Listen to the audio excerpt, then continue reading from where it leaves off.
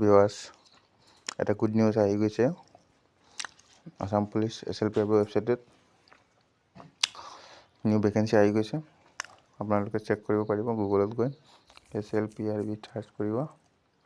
SLPRB search কৰাৰ লগত ইয়াত আহি যাব ৱেবছাইটটো। ইয়াত দেখক, ইয়াত আহিছে, আজি আপডেট দিছে SLPRB ৱেবছাইটত 5/12/2025 দেখিছেনে? ইয়াত এডভাইচমেণ্ট বুলি লিখা আছে, তাত ক্লিক কৰিব। ক্লিক কৰাৰ পাছত ইয়াত চোৱা, গোটেই নটিফিকেশ্যনখন দি দিছে। আপোনালোকে চাব পাৰিব।